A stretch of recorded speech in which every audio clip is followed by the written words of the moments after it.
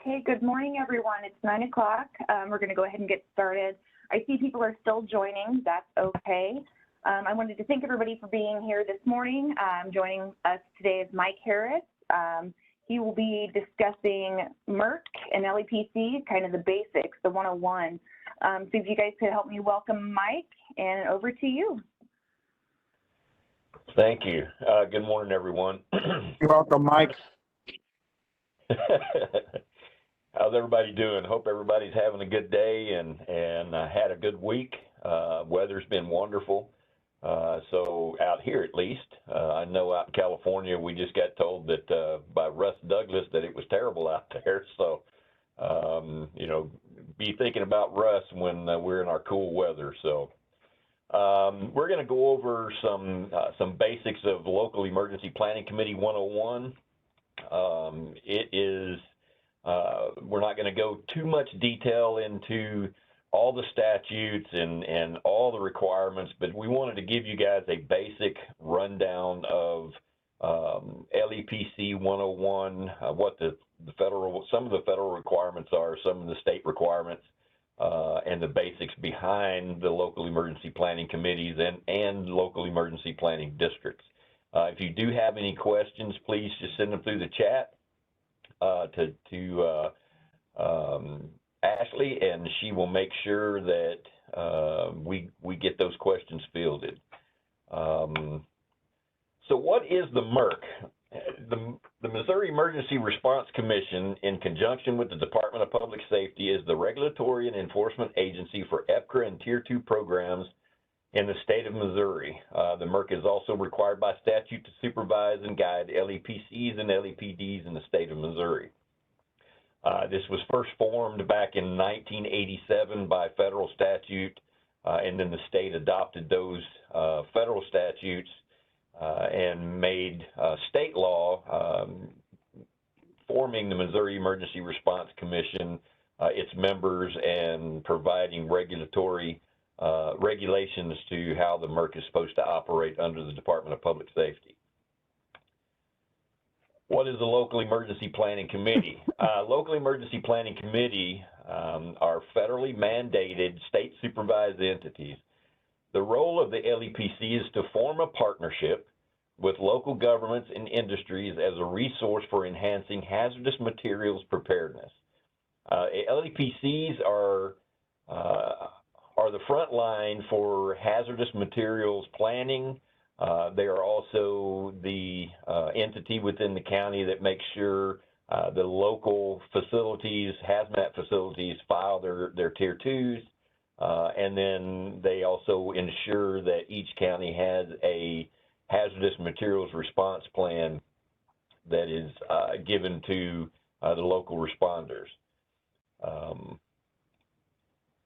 The statutes under the federal guidelines that established the emergency response commissions and the local emergency planning committees and districts, of course, under Title 42, Chapter 116, Emergency Planning and Community Right to Know.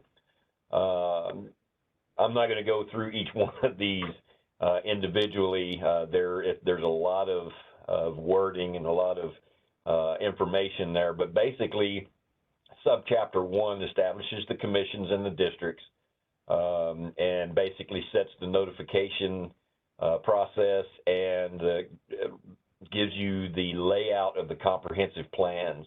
Subchapter 2 establishes reporting requirements, safety data sheets, inventory forms, chemical releases, and then Subchapter 3 establishes the general provisions such as public information enforcement, regulations, the definitions, and authorization of appropriations.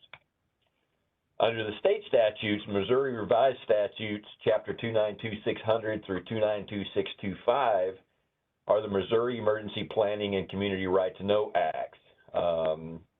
They're the laws that are administered by the Department of Public Safety and the Missouri Emergency Response Commission. So along with the federal act, 292600 through 292625 defines the responsibilities of the Merc and the DPS. The Merc, in conjunction with DPS, is responsible to carry out all responsibilities of the Federal Act, We are to designate LEPDs, which is local emergency planning districts, and appoint LEPCs. We are to coordinate, support, and supervise the local emergency planning districts and local emergency planning committees and their activities. We establish single point of filing for the state, federal EPCRA information. That's our Tier 2 system, which is a new system we just had developed over the last 2 or 3 years, which is actually up and running and working correctly now.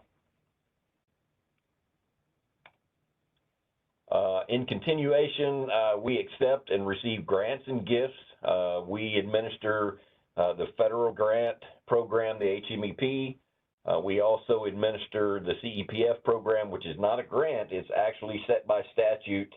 It's set by a percentage of 65% of the money that we take in from Tier 2 collection goes back to each of the counties, to their LEPCs, or if they're represented by an LEPD, then it goes to the LEPD itself.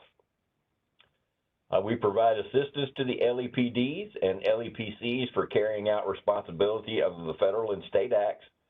We also provide training for LEPCs, LEPDs, and to our first responders. We have a pretty comprehensive training program that we established for our first responders that we're pretty proud of, and we're continuing to develop new training programs, new classes, every year to add to our list of classes that we provide. Are there any questions so far? I do not have any in the chat yet. Outstanding. Okay. So the LEPC itself, the Local Emergency Planning Commission, who makes up the Local Emergency Planning Commission? By federal statute, and then the state statute itself mirrors the federal. The LEPCs are supposed to be made up of public sector, business and industry, and government entities.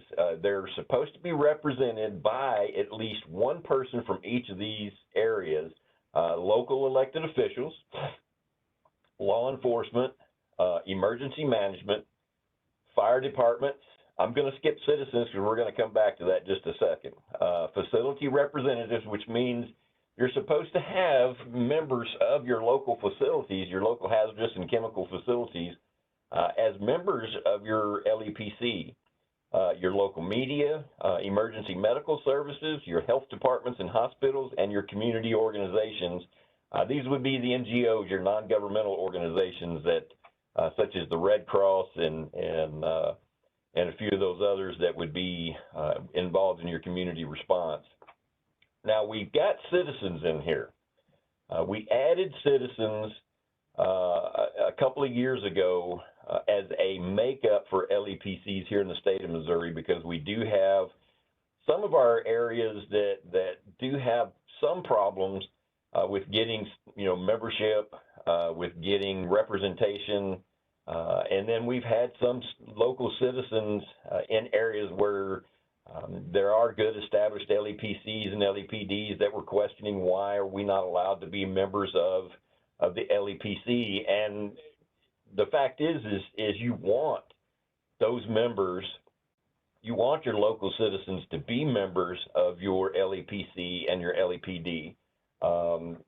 If I'm living down, a few blocks from Monsanto, I think I've got just as much right to understand and know how to respond, what your responders are going to do, what the plan makeup is, and of course by federal statute, under community right to know, then I have the right to know what is in that facility and what dangers lie ahead of me, and I can also help in case of emergencies at that local facility. So you want to open this up to adding your local citizens as a member of your LEPC, because it gives you, it gives you more strength within your community. It gets your community involved, and it may add to your voting membership to be able to fulfill quorum requirements with your LEPC.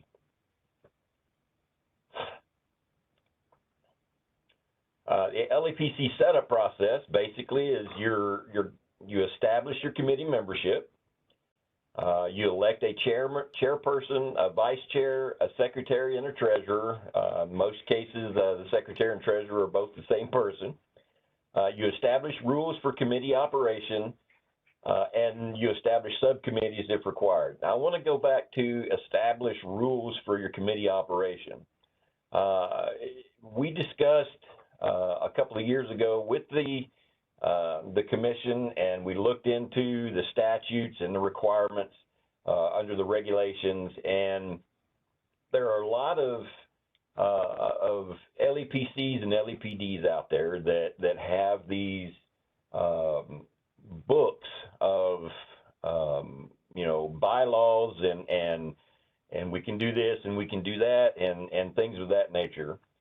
Under the statutes, there are no requirements to have a huge set of bylaws. The commission itself has a set of bylaws because we are a state commission and required to have a set of bylaws for operation under statute and regulation.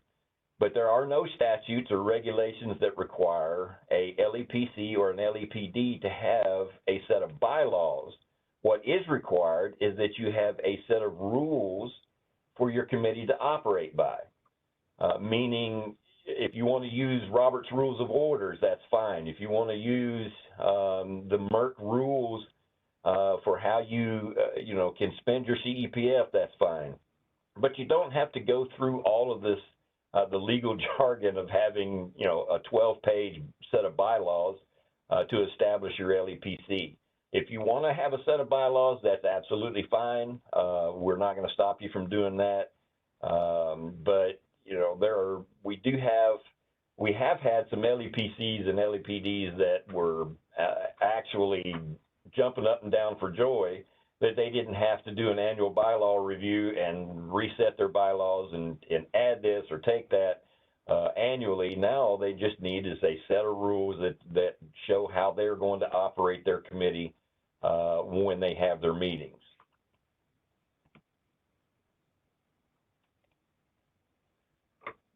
Your annual reports. This is very, very, very important for an LEPC and LEPDs, especially the new LEPDs that are being established and those that decide to stay within the LEPD designation. Your annual reports must consist of and contain the following at a minimum. You have to have a full list of your members and your officers. This is very, very important because annually we are required to ensure that you have the minimum numbers, you have quorums that you are able to meet and able to function as a fully functional LEPC and LEPD. So we have to have a full list of your members. We need your annual beginning funds balance, and we have to have your annual ending fund balance. And this is very, very important as well because we're not getting a lot of this. But by statute and by regulation, we have to have an accounting of all receipts and expenditures for the year. So if you spend something, we need the receipt or we need the account expenditure form from your treasurer and secretary, so that we can account for all monies that have been spent and all monies that you've received.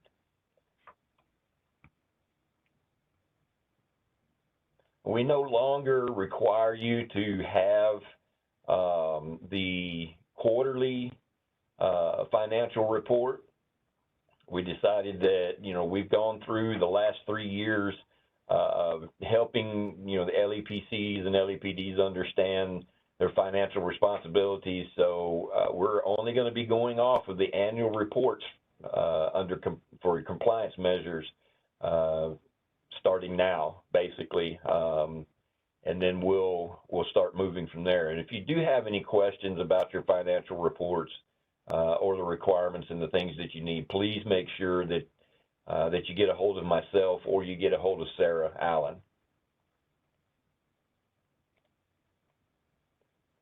Your LEPCs must. This is what you're actually supposed to do and supposed to make sure and ensure by statute and regulation. You have to work or you have to exercise your hazmat emergency response plan, meaning annually you should be reviewing your hazmat emergency response plan and updating your plan according to new facilities, new hazards, or if a facility closes down or changes, then you're supposed to be updating your hazmat emergency response plans accordingly. You're supposed to actually tour facilities within your community. Annually, you should be making facility compliance checks, which is basically, someone or a committee designated within your LEPC should be going and visiting your facilities just as a courtesy to make sure that, they have filed what they say they have filed, or if they've even filed or haven't filed, so that you can help them become compliant. But you should be doing a couple of facility tours every year. Your counties that have, the small gas stations or the convenience stores, that's kind of an easy thing to do. You just, while you're in there, just say, hey, I'm such and such with this LEPC. We're just making sure that you filed your Tier 2 for the year, and if you need any help or so or such. But just make sure that you do some facility tours in your community during the year. You must conduct a tabletop exercise of your plan. They used to require you to do a kind of a stair step or functional and then full-scale exercises.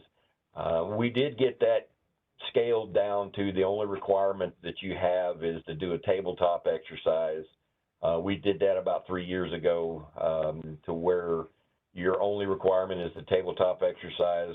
Plus, now you can also use real-world events that happen in your community as an exercise.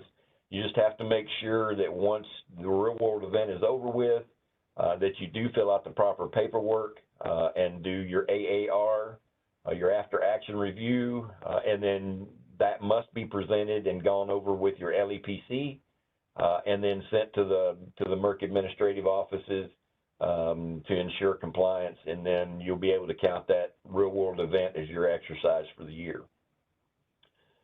You should be creating a yearly training plan. You don't have to go into a lot of detail in your yearly training plan because we provide most of the training, but when you do start looking at filling your HMEP requirements or requests out, you should have someone or 2 or 3 people within your LEPC, if possible, that would be your training committee that could sit and do an annual training plan for you. Basically, they could set along what HMEP programs they would like to see and training they would like to see.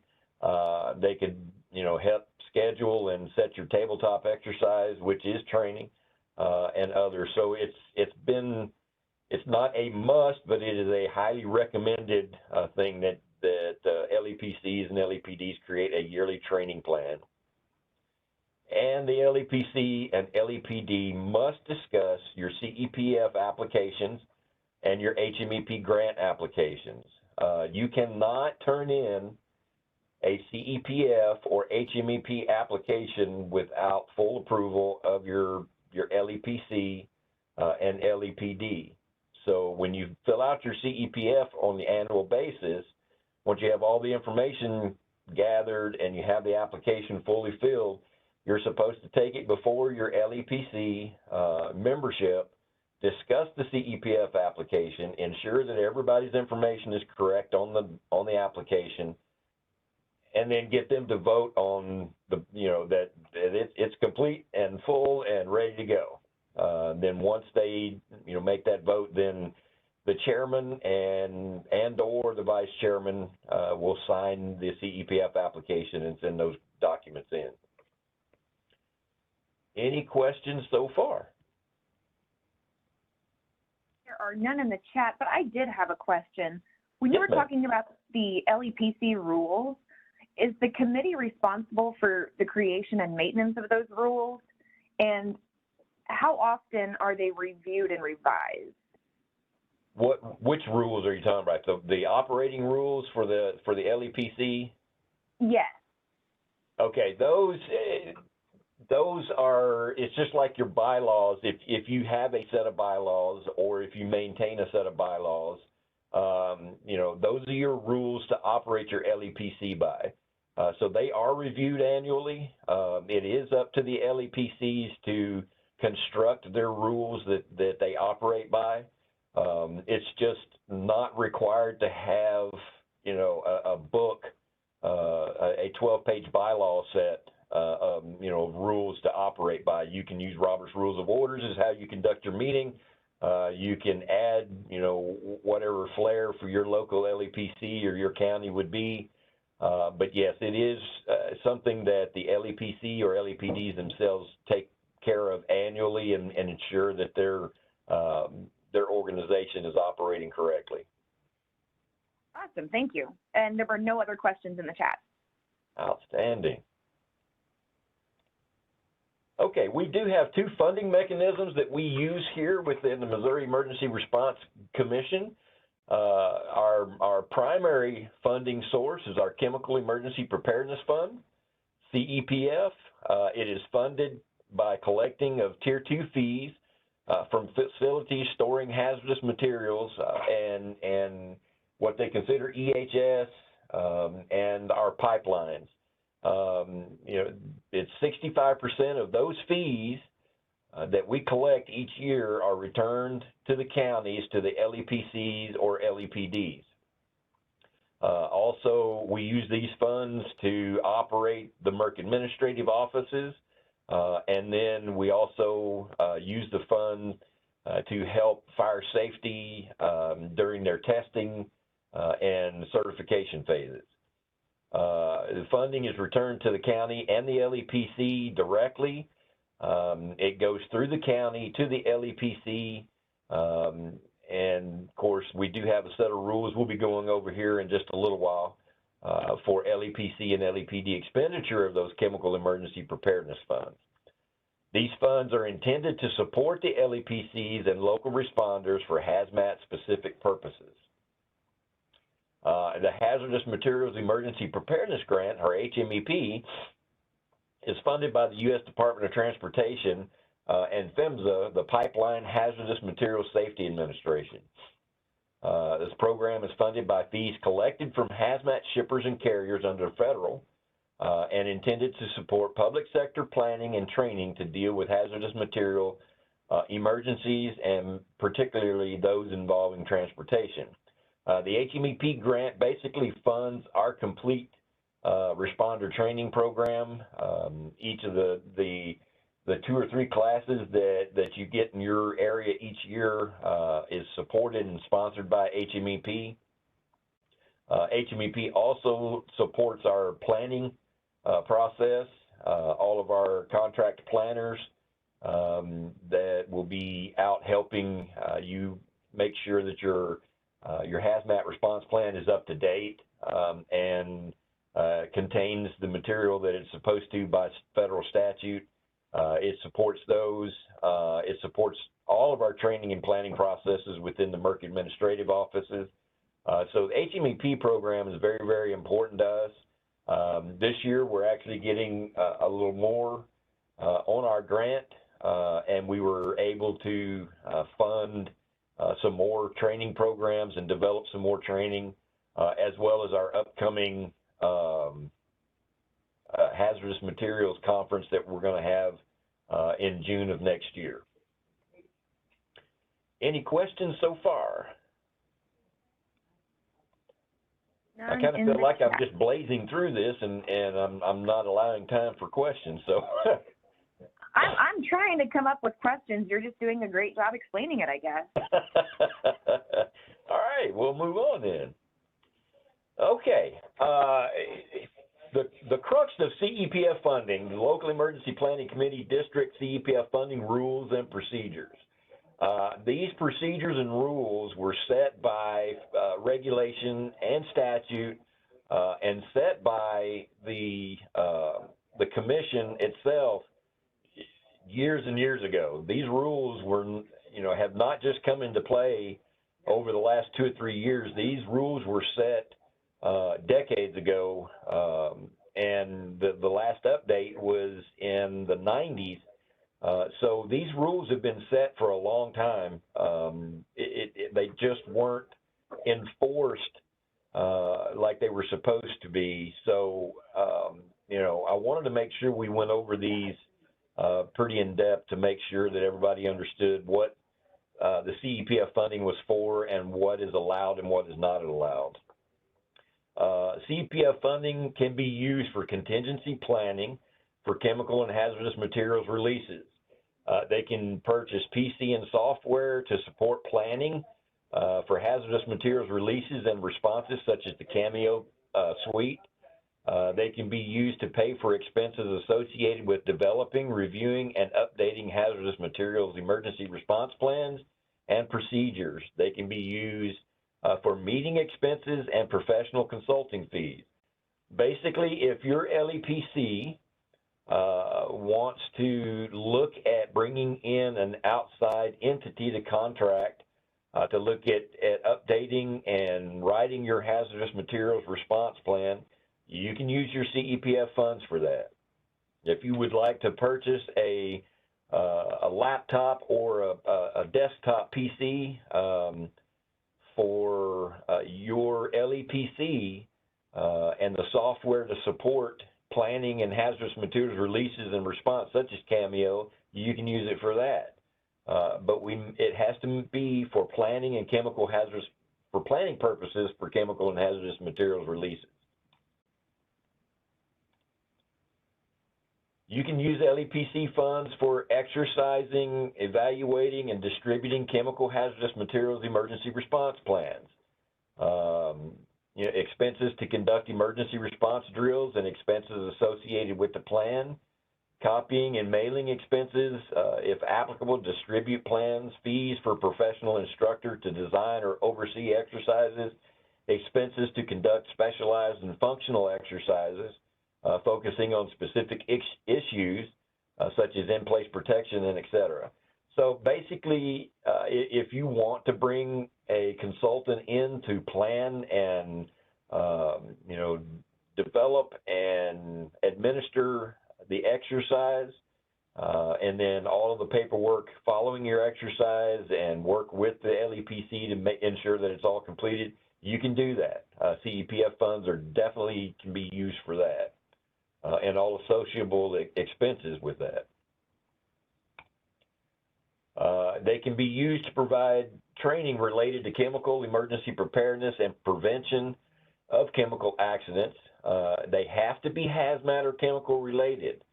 You can use them to expenses to participate in appropriate state, regional, or federal training courses, travel, course expenses, etc. Appropriate courses may relate to planning, response, inspections, compliance, personal safety, safety audits, etc. So, like attending the Central States Hazmat training and planning conference in June that we're having, you can use CEPF funds to send some people to that. You can use CEPF funds to send some of your people to hazardous materials training programs all across the state, or that PHMSA may have, the DOT may have, or fire safety may have.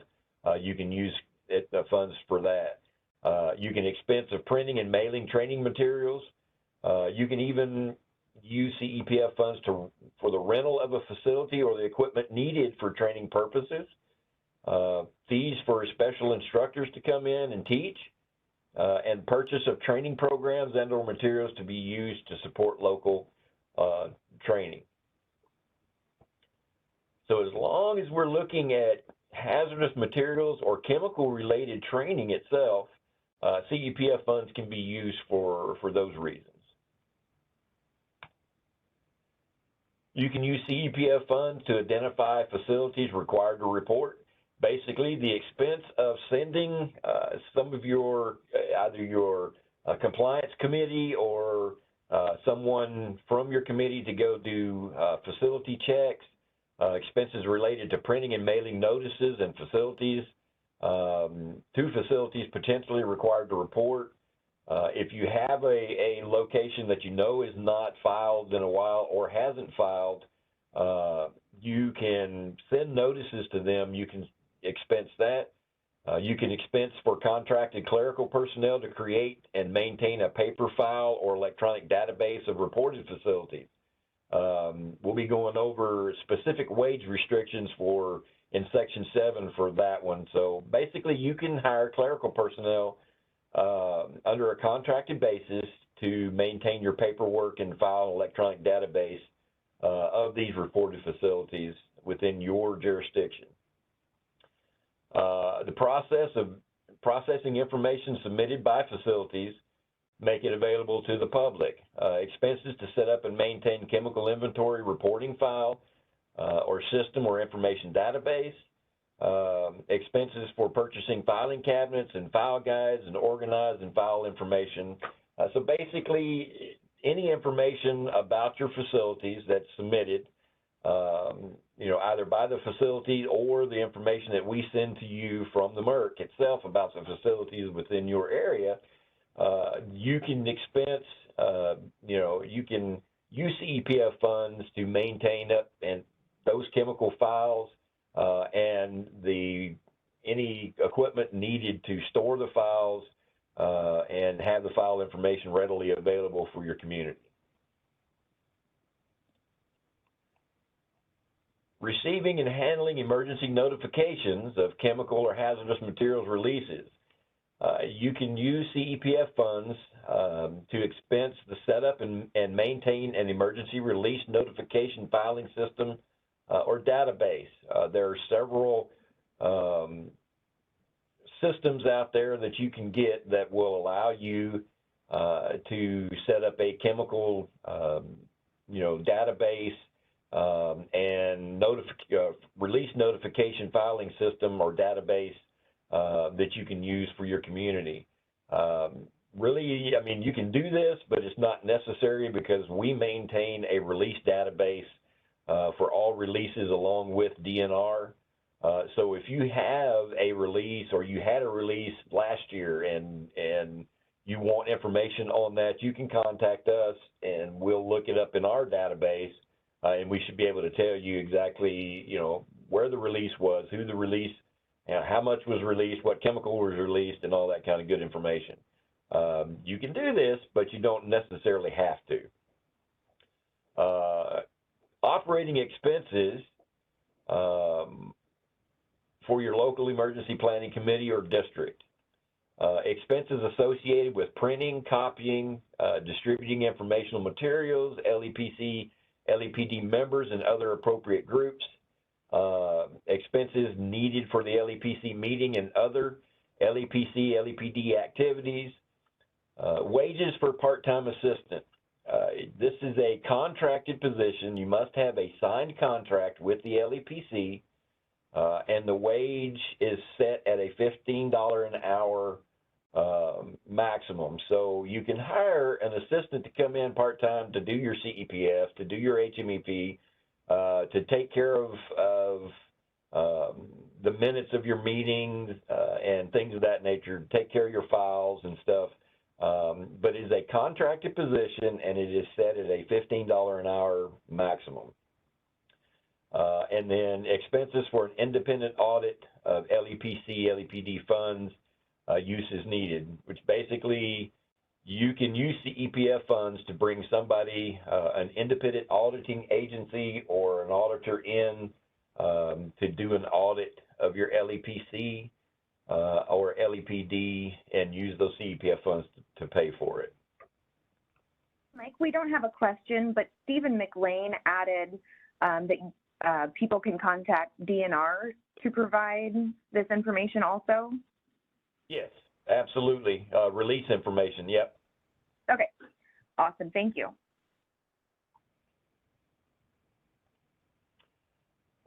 Providing public notice of chemical preparedness activities. Okay, this is your public notice of your meetings and other activities of your LEPC, LEPD.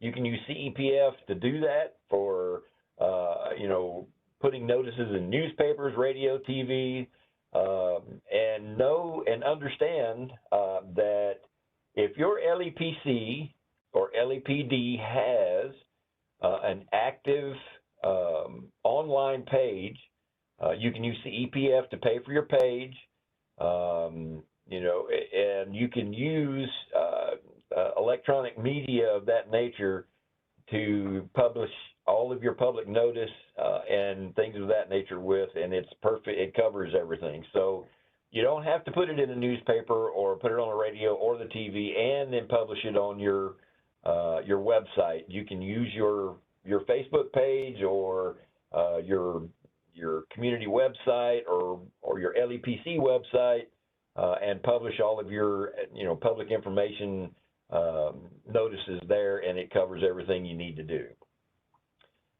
Developing a chemical hazardous materials emergency plan.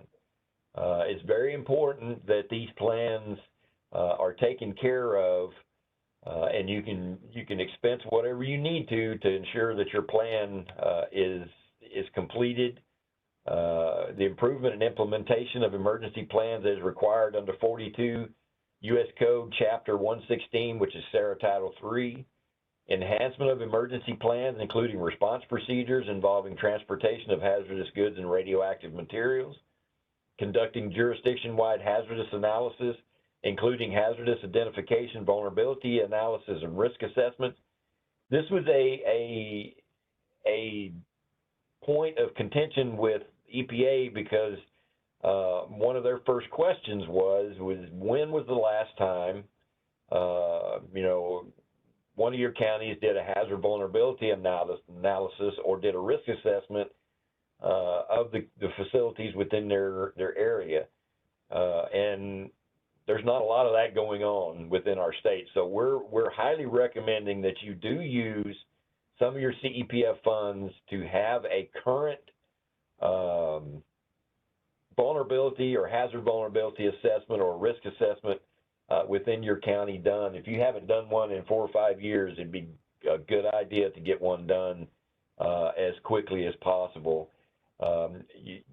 We're looking at the EPA recommended every 3 years, every 3 to 5 years. So probably every 3 to 5 years, you'll need to look at doing a hazard vulnerability assessment. Not a requirement, but it's been asked very greatly why this hasn't been done. So I imagine the EPA will probably come up with a rule within the next year or so that's requiring everyone to do vulnerability and hazardous risk assessments. I've got a question about hazardous flow study. Yeah. Shay Lane wanted to know, does it include off-roadway transportation, waterways, railways, etc.? She indicates that she reached out to BNSF for information, but they haven't heard back. Yes, your flow studies, and we'll get into that here in just a few minutes too as well. A flow study does include any type of transportation within your county that would, you know, rail, water, air, even if they're hauling hazardous materials, then you can include that in your flow study.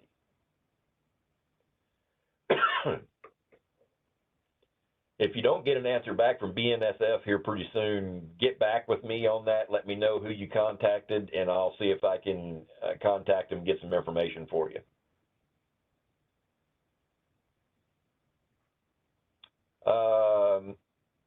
You can conduct exercises that test the chemical hazardous materials emergency operations. The first and utmost priority is to enhance LEPD's chemical hazardous materials emergency plan before entering into this part of the planning program. So again, this is it is emphasizing making sure that you're planning and exercising your response plans.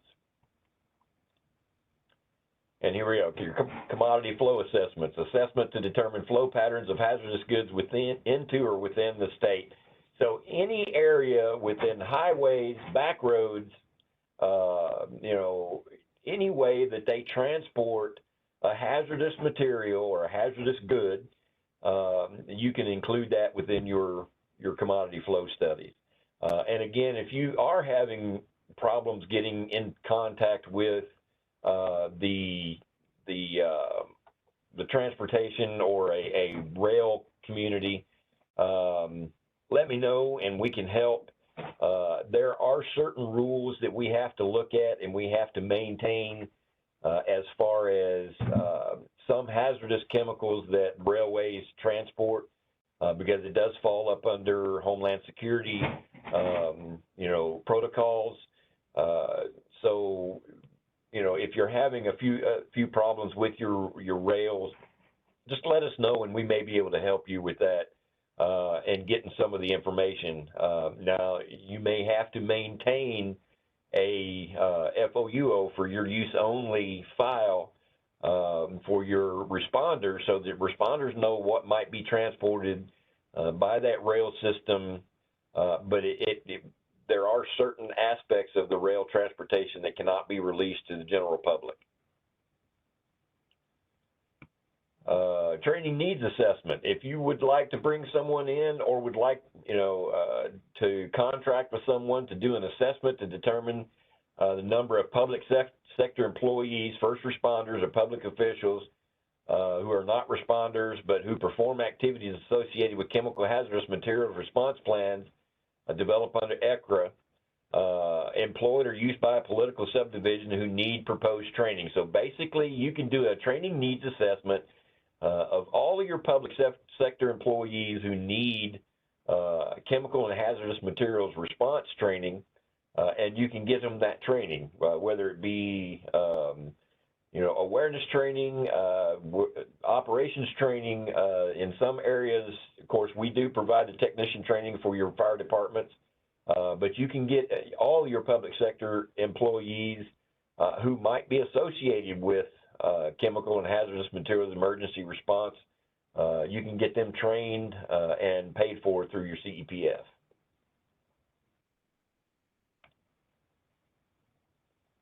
Your LEPC, LEPD meetings in conjunction with a city or county EMA meeting. LEPCs that are held in conjunction with all hazards meetings may use CEPF funds to provide snacks or meals as long as there's a separate agenda written distinguishing the LEPC hazardous materials and chemical meeting requirements for from the all hazards meeting to follow. So basically what we're saying is you can meet, and it's a great opportunity for an LEPC meeting to be used as a conduit to bring your all hazards personnel together to discuss all hazards and things of that nature outside of your chemical and hazardous materials meeting. We just need you to have a separate agenda so that once you finish with your CEPF requirements, you know, under hazardous materials and chemicals, then you can move right into having a all hazards meeting and get everybody together to discuss what's going on in your community and talk about things and help plan, you know, things that deal with all hazards. We just need you and require you under the LEPC and LEPD, if you're going to use CEPF funds to operate the meeting and provide a meal for it. We just need you to separate an agenda so that you have an agenda for your CEPF or your LEPC meeting, and then you have a separate agenda that would bring in your all hazards afterwards. Projects and activities not listed above. Projects and activities not listed above can be addressed on an individual basis by contacting the Merc Executive Director and following subsection 4 of the Emergency Response Equipment Rules and Procedures listed below. Any project, activity, or equipment purchase must be chemical or hazardous materials related. We'll go over the subsection 4 here in just a moment. Chemical and hazardous materials emergency response equipment. This is basically just for the equipment that you can buy, such as monitors, response trailers, chemical suits and other things. Funds provided under Missouri Emergency Planning and Community Right to Know Act are intended primarily to support the planning, training, and community right to know components of local emergency preparedness for chemical hazards.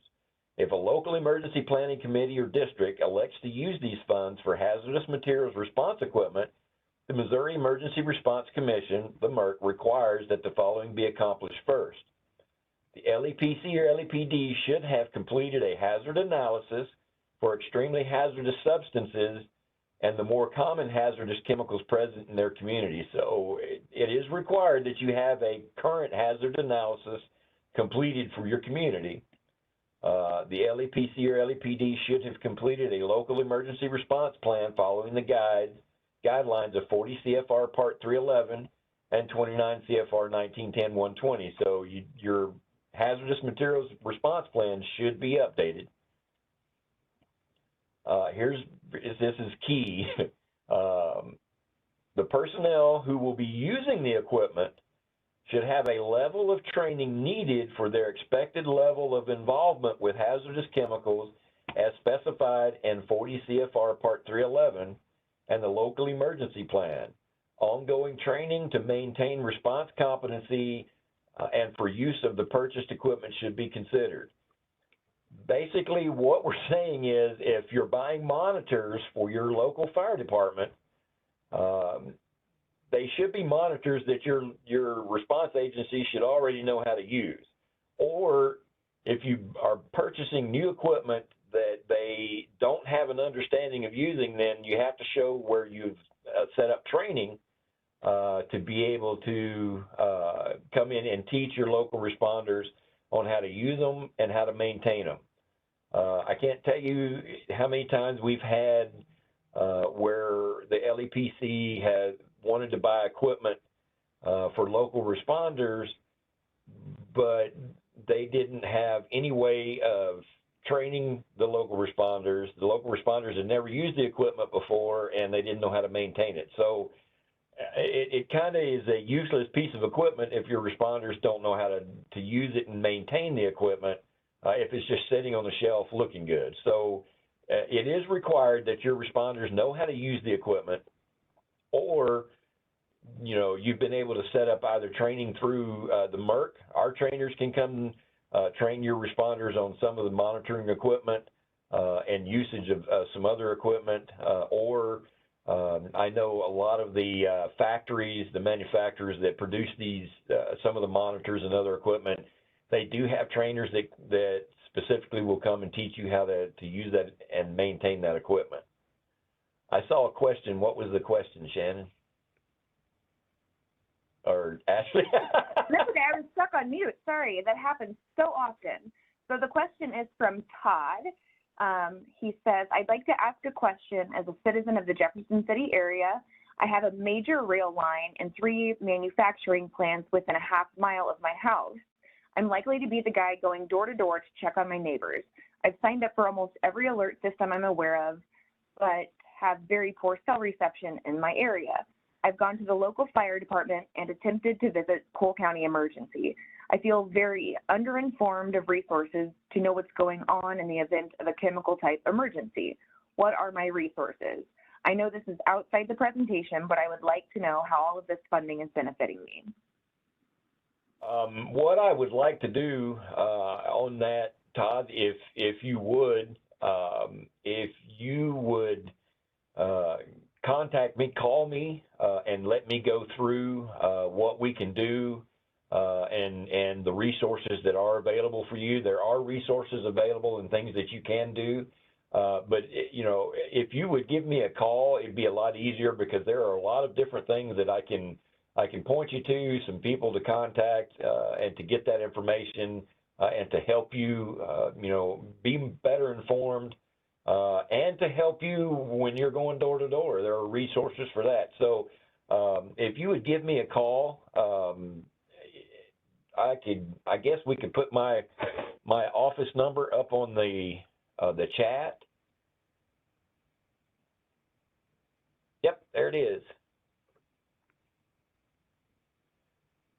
You have to know by this point that I'm on top of things. I've got that. All right. Why don't you put my email address up there too? I can do it. All righty.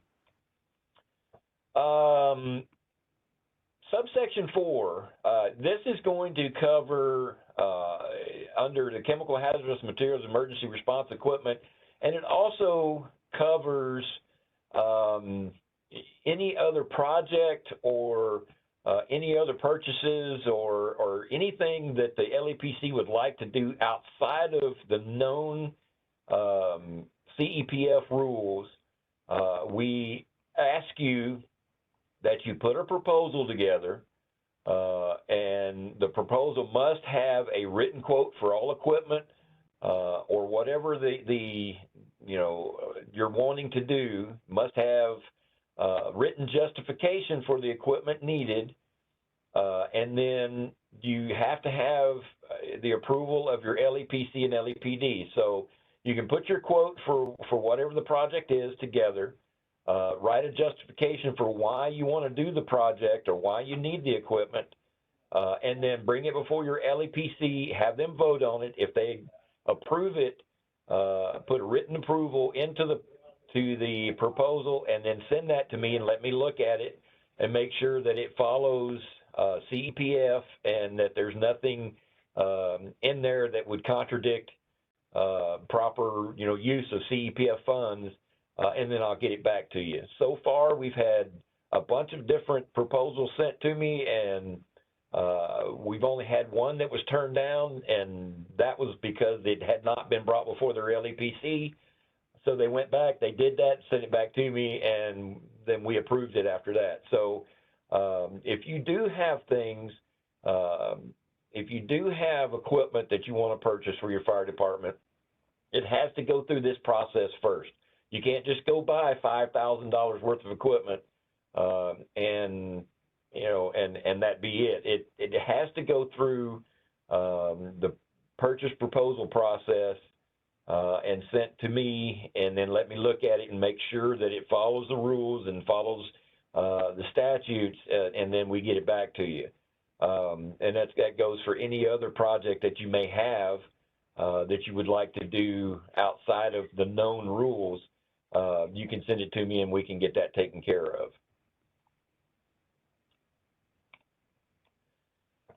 CEPF funds cannot. This is our cannots. Number one, CEPF funds cannot revert to any general revenue fund. They cannot be used to pay full-time salaries and benefits. They cannot be used to fund any part of a county or city emergency management program. They cannot be used to purchase cell phones or other communications devices except where approved for hazmat-related purposes. This came into being.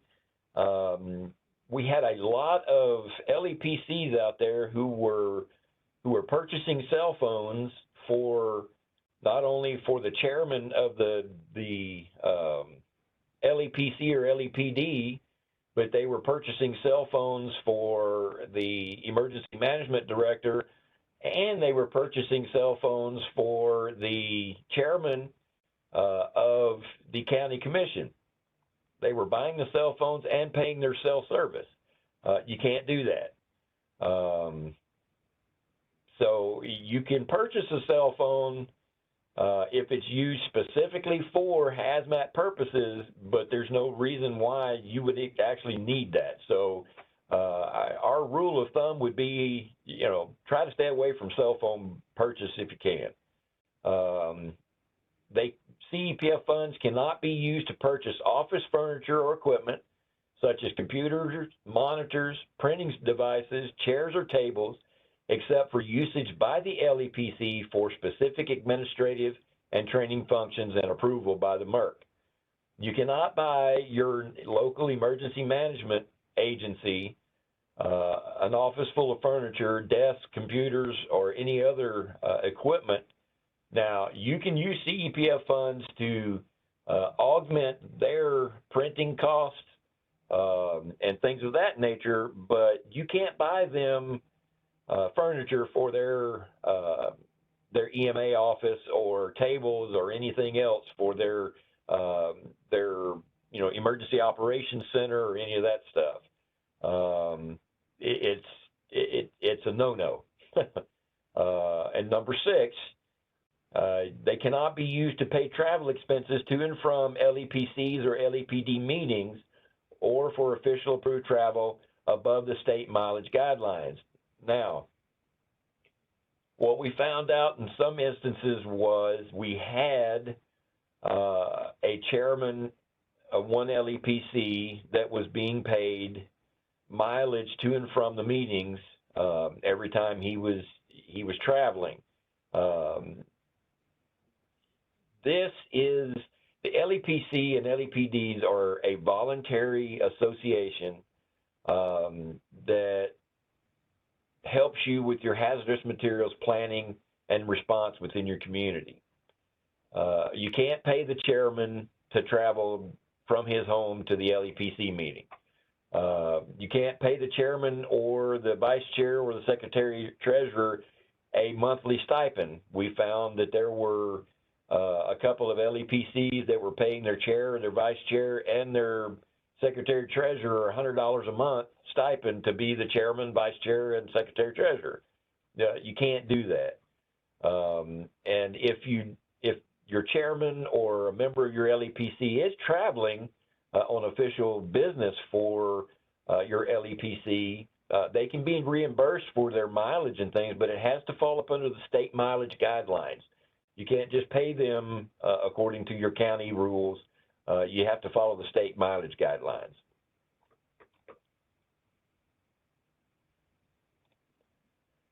CEPF funds cannot be used to reimburse a purchase made with an individually owned credit, debit, or bank account. Now, this is being looked at closely, and we're going to be talking about it in our next LEP or the next commission meeting. We understand that there are several, especially the smaller rural counties out there that do not have, their LEPC does not have the availability of a county bank card or the county card to be able to buy and purchase equipment. We are looking at the ability for the coordinator or the chairman to be able to use individually owned debit or credit card to purchase this equipment, to purchase supplies and things of that nature. We're not talking about major purchases. We're just talking about individual things on local basis, so that they can go in and be reimbursed, for that purchase. So we're looking at that coming up here pretty soon, and hopefully we'll have a ruling on that by the next meeting. Because again, we do understand that there are several, small county and several rural areas that just don't have the availability of anything other than a member's card. So stand by on that, and this ruling could be changing here pretty soon. Number 8, they cannot be used to pay a salary or stipend to any LEPC officer or member. Serving as an officer or member is voluntary and is not eligible for a salary or stipend. So again, reiterating, you can't pay your officers or your members a stipend to be a member or an officer of the LEPC. They cannot be used to purchase UAVs or drones. They cannot be used to fund building projects for your county. They cannot be used to purchase vehicles of any size or category for your county. They cannot be used outside of the state of Missouri. We did have some areas where some of the funds were being spent outside of the state of Missouri, and CEPF funds can't be used outside of Missouri. HMEP is a different story. If you're getting HMEP training and you want to allow some of your cross-state neighbors to attend some of the training and things of that nature, that is a federal grant, and they encourage as much cooperation with your states bordering or your counties bordering in another state to participate. So HMEP training is a different story, but as far as your CEPF funds, you cannot use it outside the state of Missouri. They cannot. I'm not trying to cut you off. We're at 9:59. Okay, I think we're almost done. Okay. We cannot be used to supplement purchases of fire and emergency services equipment unless approved by the Merc for hazmat-specific equipment for training, exercises, and response as listed under emergency response equipment purchases. We already went over that area as well. So, and the note, please note, CEPF funds are absolutely prohibited from being used by a county or a city government for any operational purposes such as repairing streets, roads, salaries, or maintenance or other maintenance programs, or for any reason outside the Merc CEPF rules. If you have a question on this, please just get with us and we'll help guide you through this. We have gone through the flow studies already, and we've gone over planning. So are there any questions out there involving our LEPC 101? And please feel free to come off mute and ask them too. You can ask them in the chat. I'm also going to leave my contact information in the chat. Mike's is already in there, so feel free to come off mute and ask Mike any questions that you might have. And I'll stay on here a little beyond time, if that's okay, Shannon, for anybody that's got questions. I don't know if you saw my thumbs up, but yes, that's perfect. Oh, I see it, yeah.